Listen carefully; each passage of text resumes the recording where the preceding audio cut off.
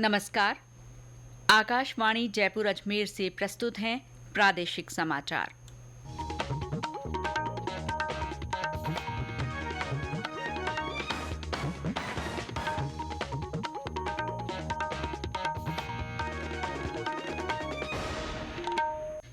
मुख्य समाचार।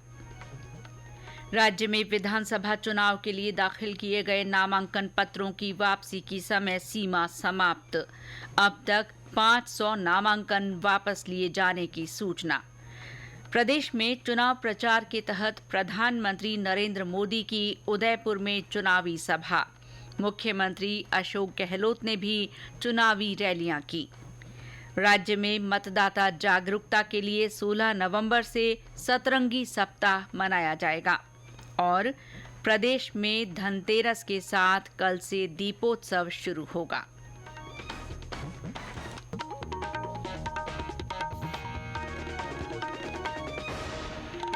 समाचारों के साथ मैं शीला चावला। और अब समाचार विस्तार से। राज्य में विधानसभा चुनाव के लिए दाखिल किए गए नामांकन पत्रों के वापस लेने की समय सीमा आज समाप्त हो गई। निर्वाचन विभाग से मिली जानकारी के अनुसार अब तक 500 नामांकन पत्र वापस लिए गए हैं। इस चुनाव के लिए 3,432 नामजदगी के पर्चे दाखिल हुए थे, जिनमें से 392 नामांकन खारिज हो गए थे। सभी जिलों से जानकारी आने के बाद राज्य की 200 सीटों पर उम्मीदवारों की स्थिति स्पष्ट हो जाएगी। वहीं जालौर जिले के 5 विधानसभा क्षेत्रों में तस्वीर साफ हो गई है। जिले में 67 उम्मीदवार चुनाव मैदान में हैं, जिनमें सबसे ज्यादा 25 उम्मीदवार आहोर में हैं, जबकि सबसे कम 9 उम्मीदवार बीनमाल विधानसभा क्षेत्र में हैं। नाम वापसी के अंतिम दिन आज जयपुर की हॉट सीट बनी झोटवाड़ा में भाजपा के बागी पूर्व मंत्री राजपाल सिंह शेखावत ने अपना नामांकन वापस ले लिया। श्री शेखावत ने जयपुर में एक प्रेस वार्ता में नामांकन वापस लेने की घोषणा की। उन्होंने कहा कि गृह मंत्री अमित शाह से फोन पर बात करने के बाद उन्होंने चुनाव से हटने का फैसला लिया। प्रदेश में विधानसभा चुनाव प्रचार और तेज हो गया है। भारतीय जनता पार्टी के वरिष्ठ नेता और प्रधानमंत्री नरेंद्र मोदी आज उदयपुर की सभी 8 विधानसभा क्षेत्रों के भाजपा प्रत्याशियों के समर्थन में जनसभा को संबोधित करेंगे। राज्य में विधानसभा चुनाव की घोषणा के बाद प्रधानमंत्री का ये पहला दौरा है। इस बीच कांग्रेस के वरिष्ठ नेता और मुख्यमंत्री अशोक गहलोत ने आज बामनवास और नीमका थाना निर्वाचन क्षेत्रों में चुनावी रैलियां की। इस अवसर पर श्री गहलोत ने कहा कि बीते 5 सालों में कांग्रेस सरकार ने विभिन्न जन कल्याणकारी योजनाओं के साथ साथ अलग अलग वर्गों के लिए गारंटी योजनाएं चलाई, जिनका लाभ आमजन को मिला है। उन्होंने कहा कि कांग्रेस की सरकार फिर बनने पर 7 और योजनाओं की गारंटी दी गई है। कांग्रेस नेता पी चिदम्बरम भी जयपुर में पार्टी के विभिन्न कार्यक्रमों में शामिल होंगे। जिलों से चुनावी हलचल में आज रुख करते हैं मुख्यमंत्री अशोक गहलोत के गृह जिले जोधपुर का। सूर्य नगरी के नाम से मशहूर जोधपुर के साथ ही पूरे जिले में सर्दी की आहट के बीच चुनावी तपन महसूस होने लगी है। मुख्यमंत्री अशोक गहलोत के सरदारपुरा सीट से नामांकन के दौरान कांग्रेस के राष्ट्रीय अध्यक्ष की सभा के साथ ही शुरू हुए प्रचार में अब तेजी आ रही है। आने वाले दिनों में कांग्रेस और भाजपा के राष्ट्रीय नेताओं की चुनावी सभाओं के कार्यक्रम तय हो रहे हैं। जोधपुर जिले में दोनों प्रमुख पार्टियों के साथ ही राष्ट्रीय लोकतांत्रिक पार्टी भी कुछ सीटों पर मुकाबले को तैयार है। कांग्रेस ने जहां कहने को तो 4 नए चेहरों को मौका दिया, लेकिन इनमें भी परिवारवाद स्पष्ट नजर आता है। वहीं भाजपा ने सूरसागर सीट पर संघ से जुड़े नए चेहरे देवेंद्र जोशी को मौका दिया है। इसके अलावा दोनों पार्टियों ने वर्तमान और पूर्व विधायकों पर ही भरोसा जताया है। जोधपुर जिले में 10 सीटें फड़ौदी, लोहावट, शेरगढ़, ओसिया, भोपालगढ़, सरदारपुरा, जोधपुर शहर, सूरसागर, लूणी और बिलाड़ा में मुकाबला रोचक हो गया है। सरदारपुरा सीट से कांग्रेस की ओर से मुख्यमंत्री अशोक गहलोत के सामने भाजपा ने प्रोफेसर महेंद्र सिंह राठौड़ को उतारा है। भोपालगढ़ से कांग्रेस की गीता बड़वड़ और भाजपा की कमसा मेघवाल आमने सामने हैं।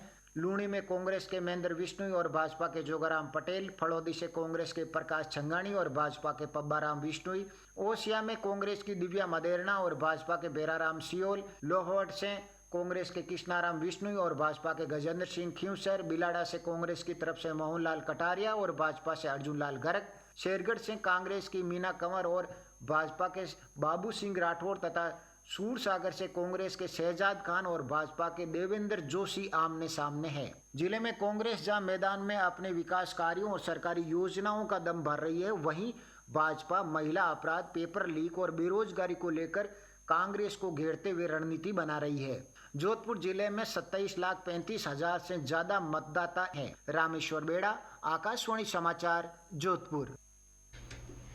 ये समाचार आकाशवाणी जयपुर अजमेर से प्रसारित किए जा रहे हैं।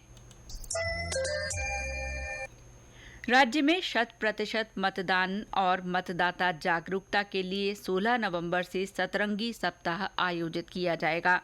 इस दौरान हर दिन अलग अलग रंगों और स्लोगन की थीम पर विशेष कार्यक्रम आयोजित कर मतदाताओं को वोट डालने का संदेश दिया जाएगा। सप्ताह का शुभारंभ आगामी गुरुवार को बैंगनी रंग की थीम और हम भी नाचेंगे गाएंगे वोट डालकर आएंगे स्लोगन के साथ लोक नृत्य के आयोजन से होगा। इस दिन विशेष रूप से कमजोर, जनजातीय समूह और विमुक्त तथा घुमंतु वर्ग को प्रोत्साहित किया जाएगा। सप्ताह के तहत वोटर प्रतिज्ञा, वॉकथॉन, ट्राईसाइकिल और वोटर रैली, महिला रंगोली और महिला मार्च तथा वोट ट्री और दीपदान के कार्यक्रम होंगे और आम जन की भागीदारी के साथ उन्हें मतदान के लिए प्रेरित किया जाएगा। इस बीच स्वीप कार्यक्रमों के तहत आज बीकानेर में मतदाता शपथ कार्यक्रम हुआ। भीलवाड़ा जिले में सुवाणा पंचायत समिति के कार्मिकों द्वारा मतदाता जागरूकता को लेकर रैली निकाली गई और मतदान की अपील की गई। श्रीगंगानगर में दिव्यांग मतदाताओं द्वारा वोटर बारात निकाली गई, जिसे जिला कलेक्टर अंशदीप ने हरी झंडी दिखाकर रवाना किया। शिक्षण संस्थाओं में रंगोली भी बनाई गई। सादुल शहर विधानसभा क्षेत्र में भी दिव्यांग मतदाताओं द्वारा रैली निकाली गई। विधानसभा चुनाव के मद्देनजर और लोकतंत्र का उत्सव मनाने के लिए आकाशवाणी समाचार जयपुर की ओर से मतदाता जागरूकता के लिए संदेश श्रृंखला चलाई जा रही है।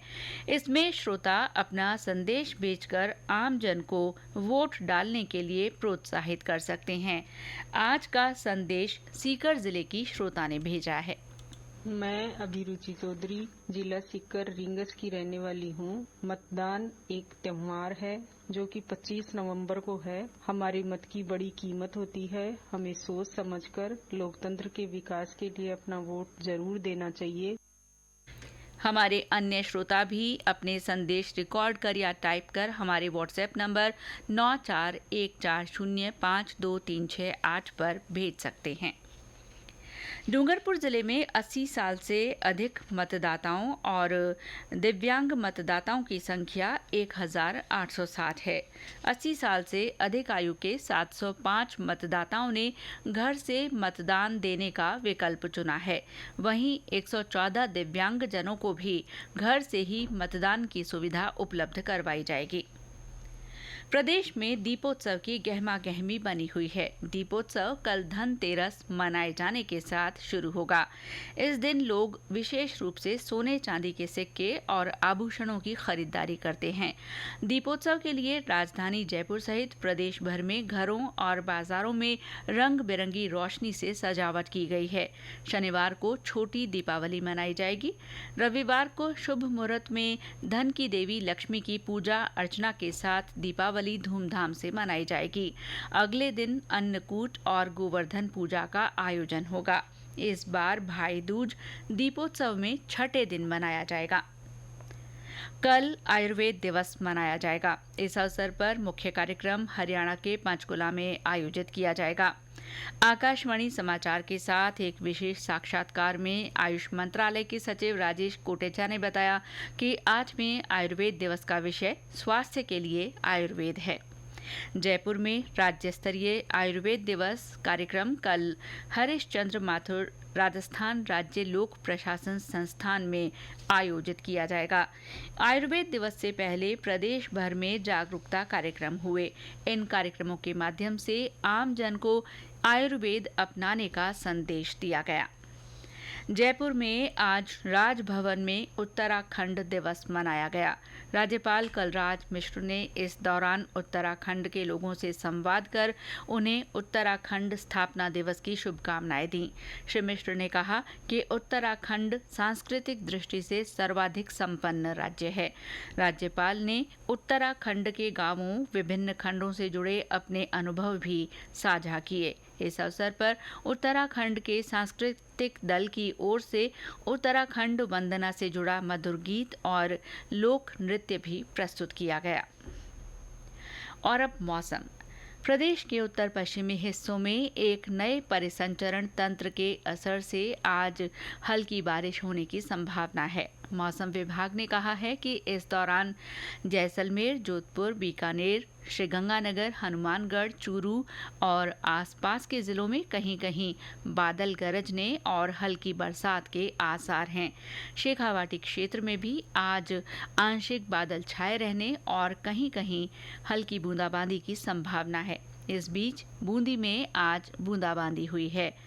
मौसम विभाग ने कल से राज्य में मौसम शुष्क रहने और न्यूनतम तापमान में 2 से 4 डिग्री सेल्सियस की गिरावट होने की संभावना व्यक्त की है। केंद्र सरकार ने ट्रैवल एजेंसियों से कोविड महामारी के कारण रद्द यात्रा कार्यक्रम का लंबित भुगतान ग्राहकों को नवंबर के तीसरे सप्ताह तक जारी करने को कहा है। उपभोक्ता मामलों के विभाग ने उपभोक्ता संबंधित मुद्दों पर चर्चा के लिए ऑनलाइन ट्रैवल एजेंसियों के साथ बैठक की। इसमें मेक माई ट्रिप, यात्रा, क्लियर ट्रिप और अन्य ट्रैवल एजेंसियों के प्रतिनिधि भी शामिल हुए। और अंत में मुख्य समाचार एक बार फिर। राज्य में विधानसभा चुनाव के लिए दाखिल किए गए नामांकन पत्रों की वापसी की समय सीमा समाप्त हो गई है। अब तक 500 नामांकन वापस लिए जाने की सूचना है। प्रदेश में चुनाव प्रचार के तहत प्रधानमंत्री नरेंद्र मोदी की आज उदयपुर में चुनाव सभा हो रही है। मुख्यमंत्री अशोक गहलोत ने भी चुनावी रैलियां की। राज्य में मतदाता जागरूकता के लिए 16 नवंबर से सतरंगी सप्ताह मनाया जाएगा। और प्रदेश में कल धनतेरस के साथ दीपोत्सव शुरू होगा। इसके साथ ही प्रादेशिक समाचार बुलेटिन समाप्त हुआ। नमस्कार।